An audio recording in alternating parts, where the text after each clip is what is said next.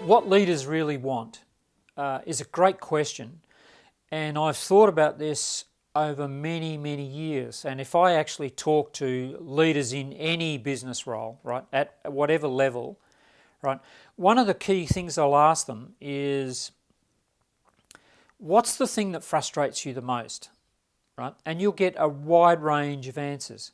But if I distill it down to the thing that frustrates leaders, managers, leaders, business owners, managing directors, general managers, whatever it is, the thing that frustrates them the most comes down to two things: is the performance of the business. I think this could be doing a lot better, but importantly, it's about I have frustrations with my key people, obviously if you employ people, right?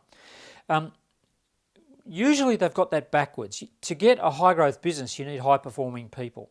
But if I talk to business leaders, they say their frustrations are around, I just want people I can rely on. I want people who I can trust. Because I look at how it shows up in their life. If you're running a business and you go on holiday, for example, right? The story is, I'm on my phone, I'm checking my phone, I'm checking my text messages, I'm checking my emails. The purpose of going on holiday is to get a break from all that, right? So the question is, well, why are you checking those things? Well, because I've just got to make sure that the people back at the business are running it okay. I'm checking the bank balances, that they're doing the sales, I'm checking the dashboards. They're checking, constantly checking in, right? So what they need is, on the surface, is they need people they can rely on, they can trust. But from a coaching perspective, the reason why they've got people they can't rely on and they can trust is because of something that they're doing, right? So I discovered there's two major secrets. Firstly, that people think that the business doesn't have problems. Well, that's totally erroneous. If you have a business, you will have problems. In fact, if your business grows and succeeds, you'll actually get more problems. But good leaders just get really effective at handling those problems. You just get better at managing problems, okay? And the second thing, the second secret that I discovered is that most of your problems are between your ears. It's the way you think about the business. So, there's a saying that I have, which is the fish stinks from the head down. It's probably an old saying, but that's one I use with leadership all the time, right? But your business is a reflection of the way you think about it, right? You want to think that through a bit. What's showing up on my business typically is a reflection of how you look at it. So if you've got people you can't rely on, there's something that you're doing. In a previous segment of this interview, I talked about this ability to self-reflect and to think about what you're actually doing and then adjust your game.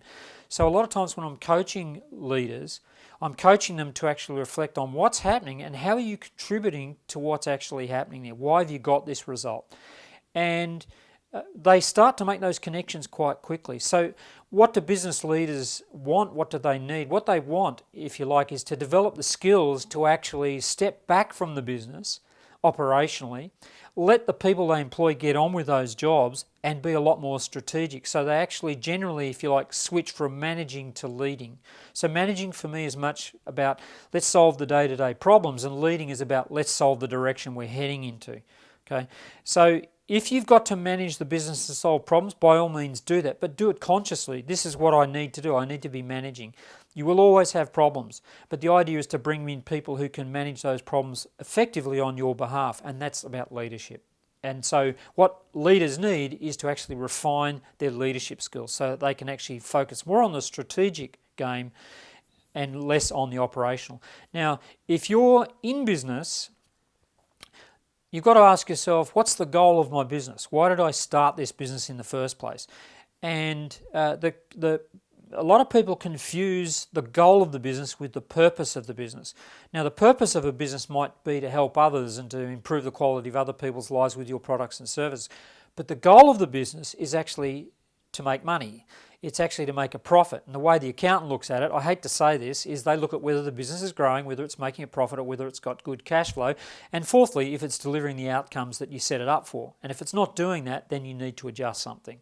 Okay, that's what leaders need to focus on, that strategic stuff. Are we growing the business? Are we making it profitable? Have we got good cash flow liquidity? Is it delivering the outcomes that we intended? And importantly, am I doing anything that's actually getting in the way of that?